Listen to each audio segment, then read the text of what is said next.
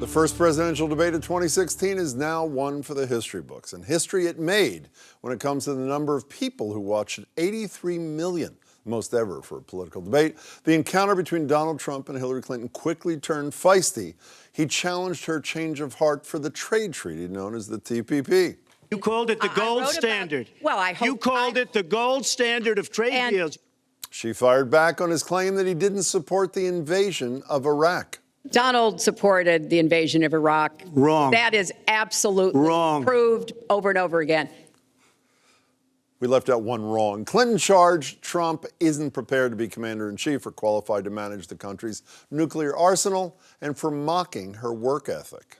I think Donald just criticized me for preparing for this debate. And yes, I did. And you know what else I prepared for? I prepared to be president. And I think that's a good thing. I have much better judgment than she does. There's no question about that. I also have a much better temperament than she has. You know, I think my strongest asset, maybe by far, is my temperament. I have a winning temperament. I know how to win. At 9 o'clock last night, the race was a virtual dead heat. Will the 90 minutes on Long Island now change the dynamic? Joining me are Andrea Cabral. Andrea is a former Secretary of Public Safety and a Clinton supporter. Nice to see you, Andrea. Evan Horowitz, who writes the Quick Study. I call him the answer man, actually. It's the column for the Boston Globe. Evan, it's great to see you. And State Rep Jeff Deal is the co-chair of Donald Trump's campaign in Massachusetts. Representative, it's good to see you, too. Let me start with you. I think it's fair to say the bipartisan consensus this morning is that Hillary Clinton had a better night last night than your guy. Would you not agree with that? The bipartisan mainstream media, I mean, the snap polls last night, 9 out of 10 showed that he won that. I think really that generally, even if it was a tie, it really favored Donald Trump. I think people were expecting to see him lose control. I think people were expecting to see him not be presidential. I think he won the first third of the debate when most of the viewers were watching. So I think it was a big success for him in general. There actually wasn't that much of a drop-off after the first third. I thought there might be two. But, it seemed to me, I hate to just parrot what was said by so much of the punditry. She was prepared on everything, including his issues, like failure to pay, disclose his federal taxes, on and on and on.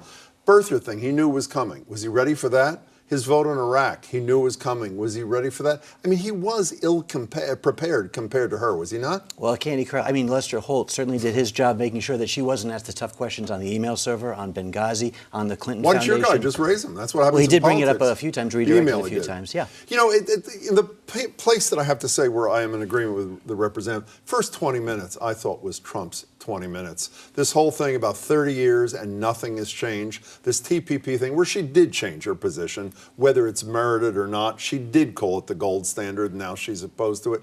You have to acknowledge he did have a good first 20. Unfortunately, the debate was 90 minutes long, no? I think the first 20 for him was infinitely better than the last two segments. I agree with you. She did change her position on TPP. It has absolutely nothing to do with Donald Trump. I think she thought it was the gold standard initially, and then took a look at it, and I think there was some nudging by the opposition of Bernie Sanders coalition, and she did change her position on that. On the other hand, him claiming that she has been doing this for 30 years as though she has been president for 30 years and therefore in charge of all of these things versus being a United States senator with one vote and an ability to work within a group to get things done, and Secretary of State with discrete responsibilities, job creation not being one of them, is absolutely ridiculous. And I don't think he should get away with pretending that she was in the ultimate seat of power for 30 years, which she was not. Evan, voters aren't crazy about either candidate. And even in Massachusetts, there was a WBZ poll that came out that said she before last night only had a 12 or 13 point lead. Closing in this from 23. State, which is actually and is nothing compared to what her husband did here or Barack Obama. It's pretty stunning. They don't like either candidate, even though they dislike Donald Trump more. What did they learn last night in your estimation, voters of all, whether they're committed or uncommitted? What did they learn that might move them? Well, you mentioned, I think, the most important thing. They learned that she prepares for these kinds of events, and he wings it, and when he wings it, he can't always pull it off. That's a substantial thing to learn about someone who might be president of the United States. I think they didn't learn much in the way of policy, but as people aren't discussing policy anyway, maybe nobody cares about policy. And I do think it probably will make a difference in the polls in Massachusetts and across the country.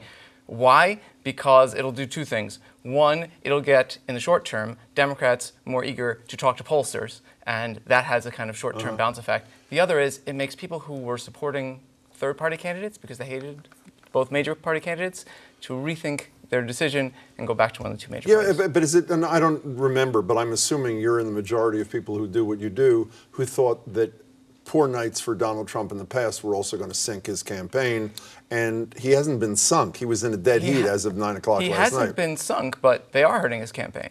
The fundamentals suggest this should be a really, really tight race. It only got really tight in the last few weeks when he stopped making foolish gaffes. He really has been running a much better campaign for the last month, and that made the difference. He had his first really bad night in a month, and I think you're going to see it reflected in the polls. You know, you listed memorable moments. One of them was Hillary Clinton responding to the failure of your guy to disclose his taxes. Here's a little bit of that exchange last night. Maybe he's not as rich as he says he is. Second, maybe he's not as charitable as he claims to be. Third, we don't know all of his business dealings, or maybe he doesn't want the American people, all of you watching tonight, to know that he's paid nothing in federal taxes. You know, I didn't know till last night when he had disclosed some tax returns when he was filing for this casino in New Jersey. A couple of years he didn't pay taxes. He said that was smart, and then I think she very effectively said that means zero for health care, I'm paraphrasing, zero for veterans, zero for whatever. How do you think your constituents, even Trump supporters, feel when they heard they're paying through the nose and a billionaire who you support is paying nothing to support things they care about? Well, I think everybody, including Sanders supporters, were outraged at the fact that the government sets up these sort of tax shelters or tax loopholes that allow people to file, basically not have paid taxes. But he is employing people getting jobs through his companies and then ultimately paying taxes on that.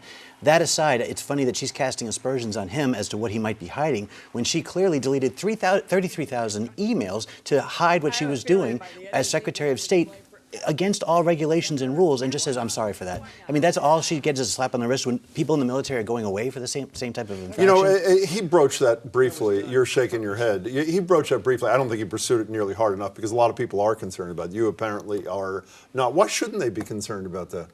Well, I think the deleted emails were the emails that her attorneys actually went through and deleted out the personal ones.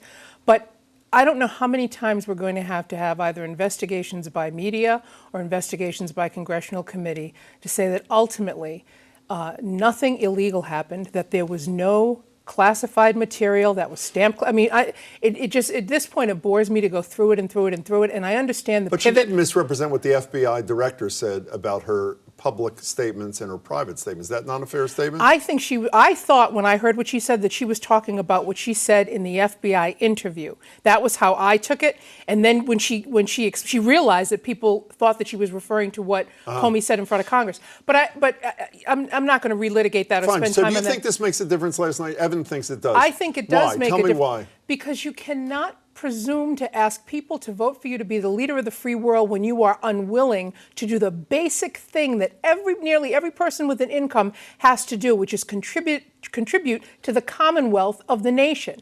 This is someone who finds it a point of pride to not contribute to the building of the roads he travels, the bridges he travels, veterans on whom he relies to protect him. He employs tens of thousands of people who pay taxes and they might not have jobs were it not for him. Everybody who wants to make money for themselves, if they have the ability, employs as many people as possible. Those people work for him and they enrich him. It is completely different to feel an obligation as a citizen to pay your taxes. Don't think the cities and states don't bargain as he's getting those building deals done to make sure that there's improvements on roads, bridges, and areas around those I'm very areas. surprised you didn't have on your most memorable list, and you haven't raised yet this. This is Hillary Clinton at the end of the debate talking about Donald Trump's treatment, according to her, of women. He loves beauty contests, supporting them and hanging around them.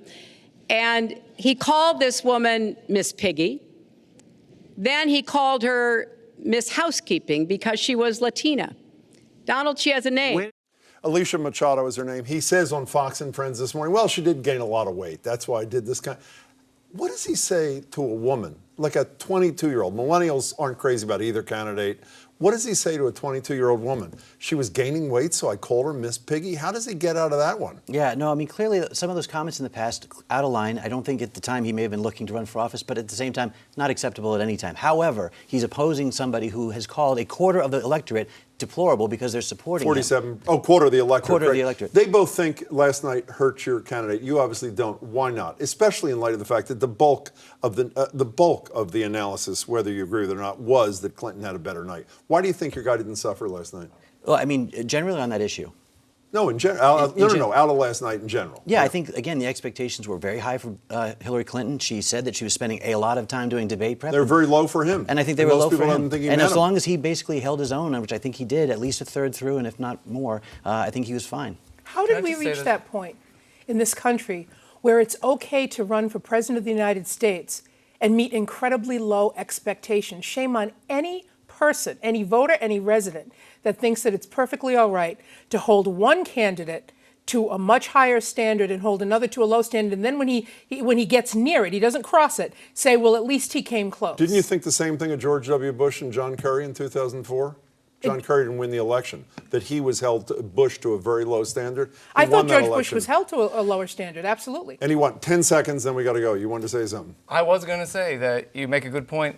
The media response to the debate sometimes matters more than the debate itself. Even if you think he did a better job than the media is representing, in some ways that's less important. The media crafts the narrative of how America interprets the debate, and they've crafted a clear narrative where she won last night's But you know what the debate. good news is for him? The public has contempt for the media, so it works out both ways. It's good to see you. Thank you so much. 32% support. I'm not sure we deserve it. Thanks, Jim. Good to see all three of you. Thank you so much.